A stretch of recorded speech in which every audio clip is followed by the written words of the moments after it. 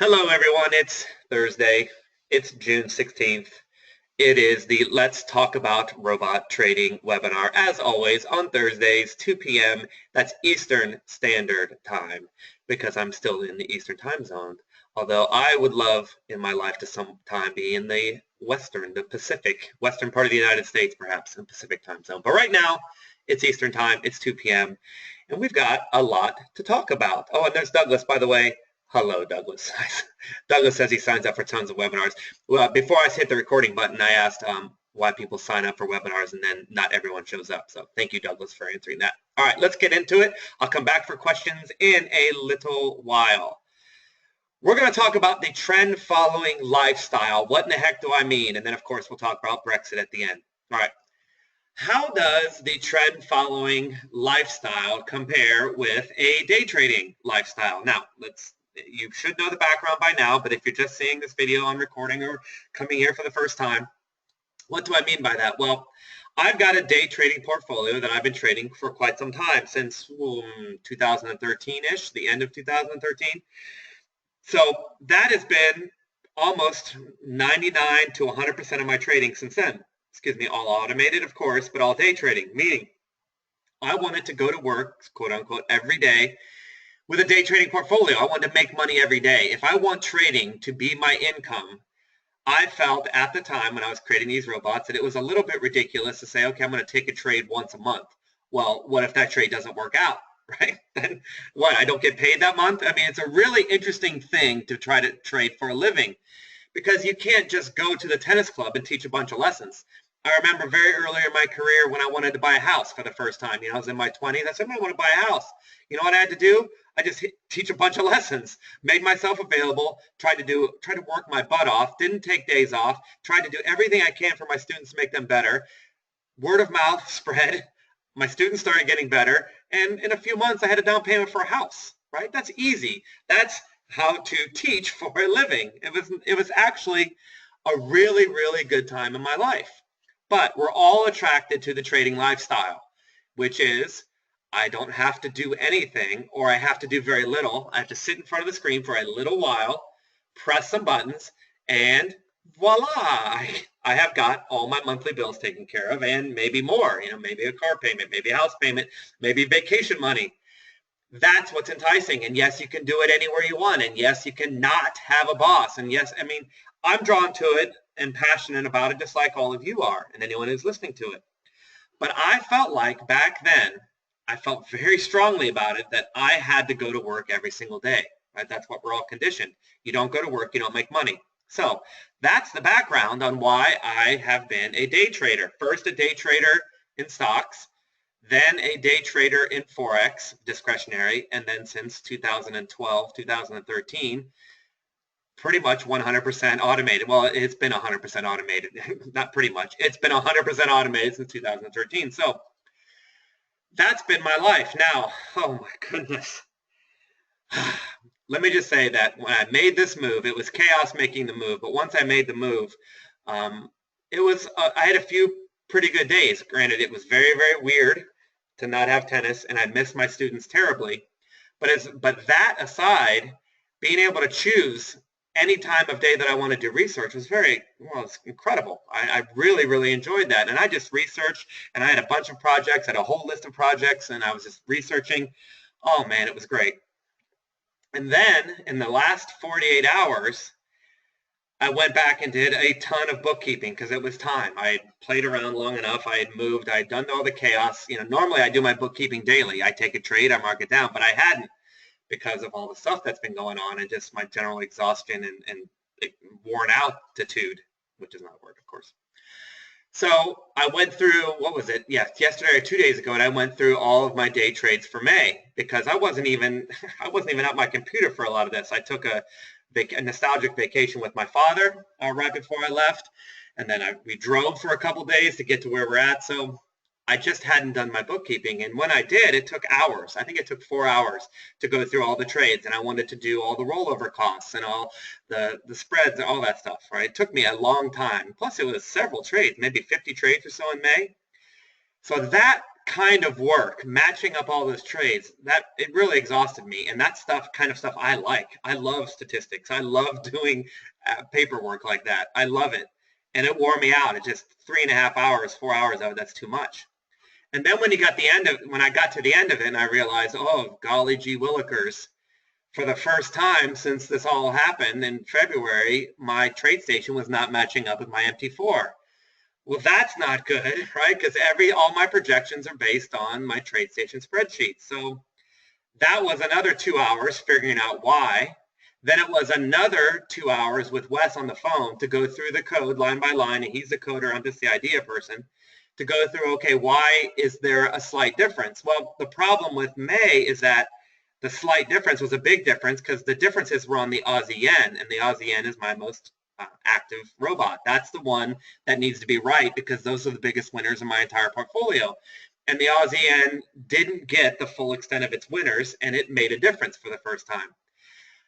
This is all chaos, and I'm sure it's extraordinarily boring, but I'm trying to paint the picture of, we're talking about hours. I think we're up close to 8-9 hours in the past 2 days I've been working on just trying to reconcile my MT4 results with my trade station results, right? Then, of course, I've got, my small lifetime member group, and I worry about them all the time. I want them to do well. It's more important that they do well even than I do well. I can come back from anything, but I can't stand anyone suffering that doesn't have to. So that was a motivation too. I want to get this fixed for them, even though hopefully they're still in demo mode, blah, blah, blah.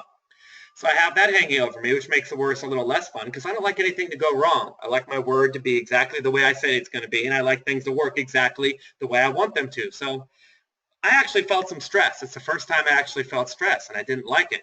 So that's why I'm saying, how does a trend following lifestyle compare? Well, that's what I've been going through. Hours and hours and hours, a little bit of stress, a little bit of concern, and a lot of research. Okay, so that's what day trading gives you. I had a ton of trades. I had to check them all out. And it matters. Here's the big thing. It matters in a day trading portfolio. Whether you get 15 pips or 18 pips, it matters. And it really matters if you need to get 20 pips and you get 8. I mean, that's a big deal. It has to be precise. It has to go the way you want. Or you have to throw out all your spreadsheets and start over, which I'm perfectly willing to do.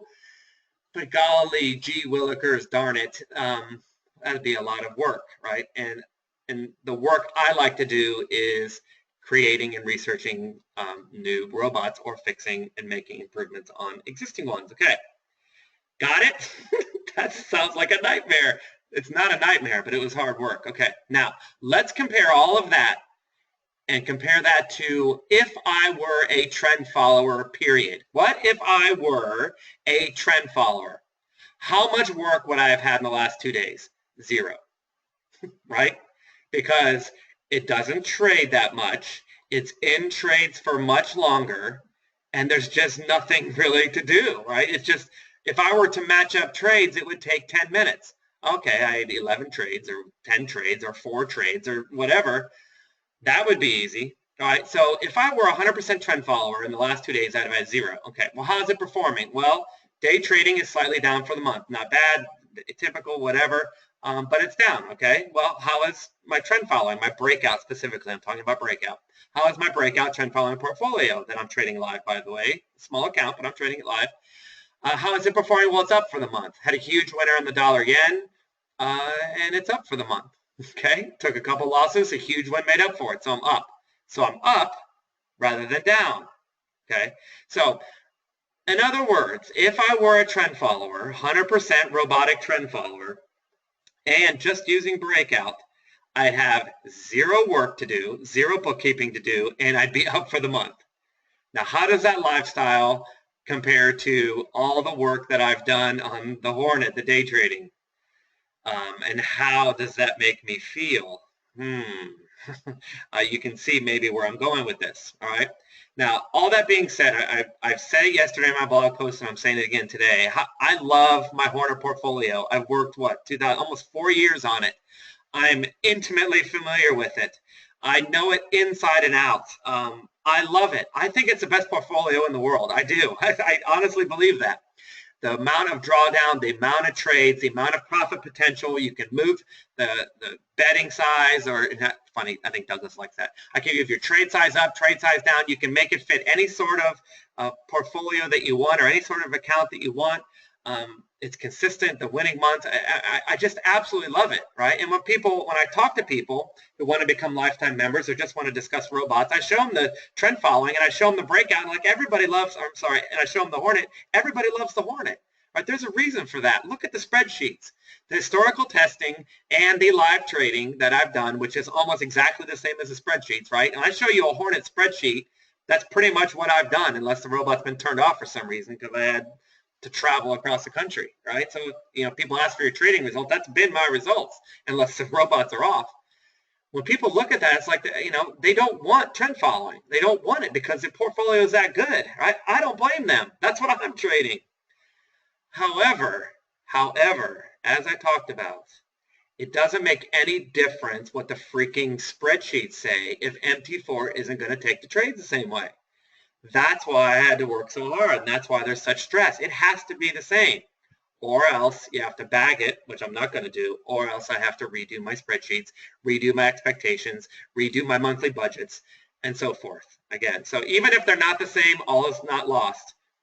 But I'm just saying that it's a lot of work to be a day trader. Now, that all being said, my TradeStation portfolio, as I mentioned yesterday, that was going great. But guess what? TradeStation's over, okay? It's not coming back.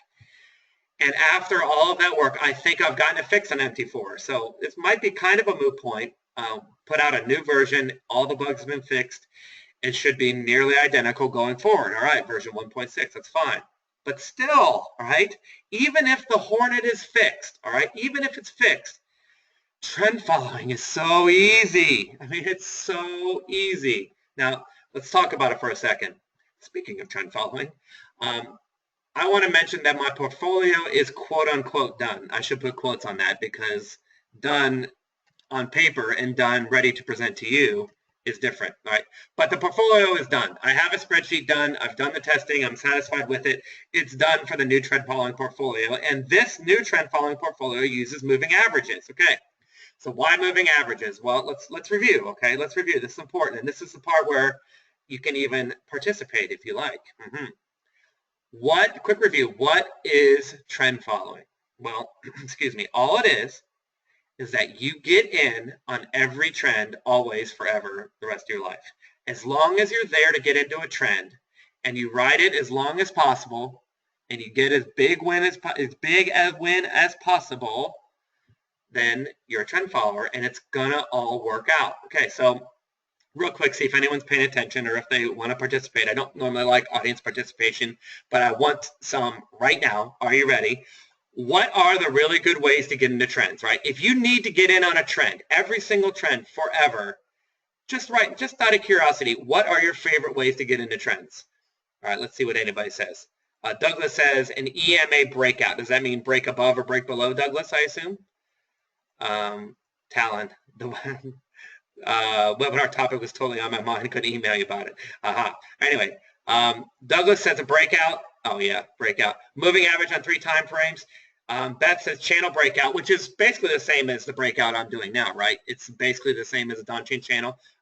Breakout of previous high. Okay, great. Thank you actually for participating. I don't like to make you work. I know you like to sit there and just listen. That's the way I like to listen to webinars, but thank you for your input. Well, that's the way I feel too. The best way to get into breakouts are, number one, and let's switch to the next slide. The 2 best ways, according to my research, the 2 best ways are breakouts, which is pretty much what Douglas said and everyone else said, breaking out of a previous high or breaking over a moving average. If you do that, what are your chances of getting in on every trend? Really good. I agree. And the other way, so we got breakout, we got Don Chain channel or previous high breakout, okay, that for sure that's getting you in, right? For sure that's getting you in. The only thing with breakout though, do you know what the problem is? The problem is on a breakout, it's already traveled in your direction quite a ways, right? To break out, it has to go through the channel, through the moving average, or past a new high, 52-week high, 20-day high, whatever it is, right? So you've missed out on some of that move. So the only other, I mean, yes, that's perfectly fine, and I'm trading that live, but if you do a moving average cross instead of a breakout, like Douglas said, if you do a moving average cross, you might be getting in before it actually breaks out above a previous high. So that's my thinking anyway. So those two are the ones that I've tested extensively, the breakouts and the moving average cross. Now, volatility might be the next frontier, right? If you know John Carter's stuff at all, which I really like his stuff, he talks about the squeeze, where if the Bollinger Band breaks out of a Keltner channel, volume is expanding, volatility is expanding, and that might be a signal that a trend is coming. I don't have any testing on that yet to this point, but that's on my project list. But that might be a way. Or something I like that's also a John Carter idea is consecutive ups and downs, right? If something goes up for 3 or 4 bars in a row, that means something's changed, right? That means something's going up or something's going down. So those are my top 4 right now. But as far as actual testing, I've only got 2, the breakout and the moving average crosses. And it's interesting that you guys said breakout and moving average stuff. Okay. And I don't think there's any debating that those methods, those 4, but especially those 2, will get you in on every trend, right? We're in agreement on that, all right? So the robot portfolio that we're talking about now is, or uses moving averages. And let's take a look. I have a little picture right here on the screen. Sorry if it's not big enough. This is one of the currency pairs that I'm testing, or I've done my testing on it. This is the Euro Aussie. Now I'm doing these on 240-minute charts. Why? Because trend following generally works best on longer term charts. So I'm looking at the 240 and the daily, but mostly 240. Why? Because you get a few more trades, and I just really like that time frame. So here's an example of a moving average trend following type of trade, right? We have 2 moving averages, and when the faster moving average, the yellow, crosses below the slower moving average, the blue, it immediately gets in on the close of the bar, right? So it's hard to see, but trust me, the yellow goes slightly below the blue, and you get in at the close of the bar, and then you just ride it, and you get a winner. Now, you can't see it, but here's what happens. It pops up, the yellow pops up above the blue, and then it pops back down, and you get another trade, and you get another winner. And then it pops up again slightly, and then does it again, and you get another one. So you can see the point. When one moving average crosses below the other moving average, that signifies that the short-term trend is following along with the longer-term trend, right? Something has changed, right? We were going up, prices are going down. That's going to cause this moving average to lessen, and we're going to go the other way. So I'm fairly confident, I'm not fairly confident, I'm extremely confident that moving average crosses will get you in on every trend, okay? And that's just, I mean, it's simple. We've talked about it before even, I think. So does that get you in on trends? Of course it does. So here's my rough draft portfolio. Are you ready? Now, this is rough draft, all right? I have to make this match up in MT4, and I've added a slight change to the robot that I previously built. So Wes and I are going to have to get together. So this is just a rough draft. This is just to get your mind thinking about it, just to whet your appetite, all right? Here are pound yen, pound CAD, New Zealand dollar. You can see, right? I don't know why this is 4 hour, because they're all 4 hour, okay? And they don't last 4 hours anyway. Euro, yen, pound, dollar, euro, Aussie, euro, Aussie, euro, dollar, Aussie, dollar, euro, Aussie. You can see here are some interesting, I mean, the numbers look good, right? Since 2015, it's been picking up. On a hypothetical $10,000 account, we're at 200, right? Over the long term, since, well, how far do we go back? We go back pretty darn far on this, all the way back to 2007, which is where I like to go back. So that's pretty darn far, right? We're talking about, what, 8, 9 years? Do my math, whatever it is, almost a decade. It's averaged that. Now, 2012, the trend's lessened, at least for this portfolio, but lately it's been picking back up, right? So it's a very, very reasonable portfolio, right? It's got a bunch of elements to it. However, I mean, what would be the work involved in trading something like this? Well, hardly any, right? You see, remember all these blanks? That means it doesn't even trade that month, right? I'm just telling you, the bookkeeping on this, the lifestyle of this would be really, really easy. It would be really easy. And the other thing that's interesting about this is 83.3% of the months are profitable. So you win a lot, even though the winning percentage of each individual one is not that high. When you add them all up at the end of the month, you do pretty well, right? So that is not bad, right? So, you know, it's not ready. I'm not sending it out yet, but, you know, this is something I'm working on every single day. So when it's ready, and which could be even next week, we'll talk about it, okay? So we're talking about day trading and all that goes into day trading, and then we have one of the breakout portfolios, which we've talked about, and now we've got potentially the new moving average cross portfolio. And both of those trend following would not take much work, okay? There is, in other words, there is a strong case to be made. A strong case is being made right in front of my face that maybe I shouldn't be a day trader. I know, but you have to be open to change. You have to be willing to examine all the possibilities, right? And when I went for my very quick walk this morning after doing a bunch of research, I thought about this.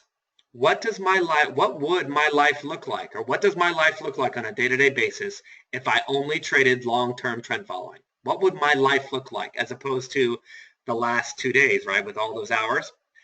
Well, what would setting up charts look like? Hardly anything, right? Setting up a chart, if you're a new trader, sending you the information, setting up charts would be a snap, for sure. I mean, there's 5 inputs to put in or less, right? I mean, it'd be so easy. How many inputs on day trading? Lots. And anyone who's set up the charts, you know. So setting up the charts is easy. Putting in the inputs, easy. Making new versions, like, all right, I've made a couple different versions, but I've been working now for over a week with Wes, meeting with Wes, trying to make my day trading portfolio work for FXCM. I had no idea FXCM would be a problem. I had no idea that servers decided to use random different GMT times. It didn't even cross my mind that we all wouldn't be using the same server. Call me ignorant, that's fine, but TradeStation just trades, it's just one server. Right? How can you have different GMTs all over the world? I mean, it's just mind-boggling. So we've been working to make it all work so that you can put in the same inputs and run the same charts. I mean, we're subtracting hours, we're adding hours. I mean, my mind exploded because you only trade a certain part of the day for day trading, right? We have to trade the same part of the day. And it's been an extraordinary amount of work to make that match up. And I think we're done, but we still have to watch it, right? How many new versions would I have to make once you get set up on a trend following? 0, right? Because it takes 24 hours a day. You need to be in on every trend. So you don't have to trade a certain part of the day. So there are no new versions. I would never have to change. I'd never have to send anyone else anything ever, and I would never have to change anything on my chart unless I wanted to do some research, right? Trading in different parts of the world, irrelevant. Doesn't matter because we're all going to get pretty much the same price. Doesn't matter. The day-to-day worry, right? When you go on a day trading, you have to watch your trades, right? You have to watch your trade, right? If I'm going to trade at 2 p.m. Eastern time, I got to watch it, right? I got to come back and check at 5 p.m. at the very least, right? If you're trading trend following, do you need to watch it? No. Check it tomorrow or the next day. I mean, these trades that last, 12 hours or 3 days, right? So day-to-day worry, gone, right? Do I have to get the exact results as TradeStation? No. It doesn't matter, right? It doesn't matter if TradeStation says we make 1,000 and MT4 said we make 1,011. That means nothing, right? Because it's not precise. You're just letting it run as far as you can. In the long run, it's all going to work out, and it doesn't matter. You don't have to have the exact same results as me for the spreadsheets to work. It doesn't matter. Why? Because one huge win takes care of it all, right? It's all less precise because it doesn't need to be. All you need is huge chunks, right? Remember what I showed you on the euro-dollar trend following robot that I talked about in Houston? I put it on a 20-bar breakout, 30-bar breakout, 40-bar breakout, 50-bar breakout, 60-bar breakout, 70-bar breakout. They all made money. Didn't matter, right? Didn't matter, right? I prefer 70 because of the drawdown, profit to drawdown ratio, but it doesn't matter, right? In a day trading portfolio, you got to get it exactly right as me. We got to get it exactly the same, or else we're going to get way different results, right? Potentially, or at least slightly different results. Let me say that again. In a day trading portfolio, it needs to be pretty much the same, right? Because every tick matters in a day trading portfolio. It matters, right? Now you can diversify and it can matter less, but it matters. In a trend following portfolio, it doesn't matter. We're all going to win in the end. It doesn't matter. Got it? Testing new inputs. Oh, guess how the research goes when I do my trend following? It's so easy. I can get so much done in 3 or 4 hours. It's unbelievable how much I can get done. Testing a 15-minute chart or a 5-minute chart, I can't get that much done, right? It takes longer to test. Dealing with losing trades. A losing trade on a day trading robot stinks, right? Oh, I'm a loser today. It stinks, right? Yes, you can get over it and discipline. I understand all that. A losing trade in a breakout portfolio is like, oh, it didn't break out? That's okay. It's going to break out, right? It's universal. We know it's going to break out. You get a couple losers in the breakout. Like I've been watching my breakout portfolio. It's like, whatever, it'll break out, and I'll be there when it is. It's like losing is so much easier in trend following, I'm finding. I thought it would be easier, and it actually has been. Do we have prior research to back it up? Yes. We've got hundreds and hundreds of years of academic research. We've got 30 to 40 years of actual research now in the markets, right? We can research trend following. We know what's going to work. Do I know day trading works? Well, for every shred of data, yes, I'm confident. But I don't know what happened with my day trading portfolio in 1947. I have no idea. I have no idea what happened in 1988 or 1992. Why? There's no data. Can I figure out what happens on trend following? Yeah, in some cases I absolutely can, right? And then daily customer service, right? If you are interested in trading robots, which I think everybody should be, you're going to need help from me in a day trading portfolio. And people are emailing me, and I'm trying to get back to you as soon as I can. My daily customer service, sometimes it's been an hour, sometimes it's 2 hours, trying to make sure everybody's set up. Why? Because day trading, it has to be exactly the same as me. We have to have it the same, right? If you start trading at 10 a.m. and you're supposed to be trading at 1 p.m., you're not going to get the same results. I mean, it matters that much. You can say, you can make an argument, well, it's not robust. Well, yes and no, all right? There's so much that happens on a 15-minute chart between 10 and 1 a.m. that, just trade the same part of the day. But the bottom line is you have to be exactly right. We're trading 24 hours a day in a trend following portfolio. So it doesn't matter. Nothing matters. It's all fine because we're trading the 24 hours a day. So if you're a trend follower and you buy robots that you like, you don't need me. You don't need me to do anything. You just need to be able to trade it. So it's easier for people who want to buy my robots or use my robots, and it's easier for me because I don't have to worry about you or anything else. All right. So that's quite a rant, right? But it's painting a pretty enticing picture. Now I'm still trading the day trading portfolio. I absolutely am. But this is on my mind, everyone. This is really, really, really on my mind, and I really think it should probably be on yours too. So happy to talk to you about that. You can email me and so forth. But we're going to talk more, and I'm going to be working more on that moving average cross. All right, we're nearing the end of our allotted time. Let's do a quick word on Brexit. All right. I don't know if Britain is going to exit. All right, did you know that? Because I didn't, because that's how little I care about news. Britain plus exit equals Brexit. It's like an electric company or Sesame Street Little Rhyme or whatever it is, right? That's where they got it. I didn't know that. I thought that's funny. I'm not that interested in Brexit, all right? But here's what I do know. I do know I don't want a gap, right? I don't want a gap.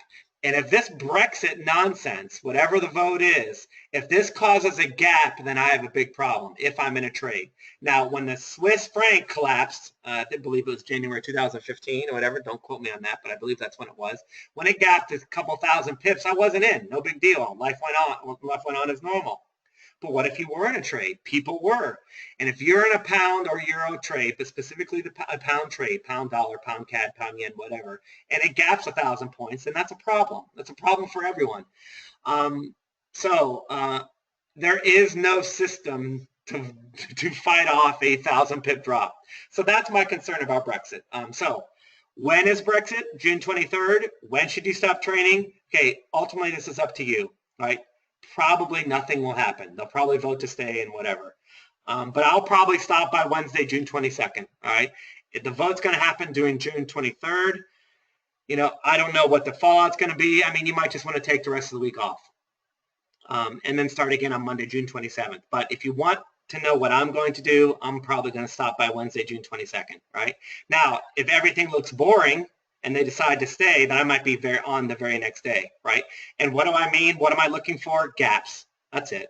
If there isn't a huge gap, then you can get right back in, all right? Robots, all the robots, trend following and day trading worked great in 2008. They worked great. And that was just chaos. It wasn't a surprise. It was just chaos.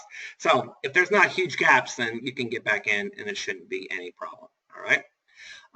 Remind you of the good news from yesterday. If you trade with Oanda, version 1.6 in the day trading should solve the problem. Of course, we're going to have to trade it to find out. 1.6 universal, if you don't use Oanda, that should solve the problem, but we'll have to figure it out. All my Friday trades, I mentioned that yesterday. I might be able to make a day trading Friday only portfolio because that seemed to work really well in May, so I'm excited about that. And the rollover costs in MT4 is looking better in Oanda, so I might do a rollover friendly type of portfolio too. But again, those are both day trading. And you know, day trading right now is not the top of my list, all right?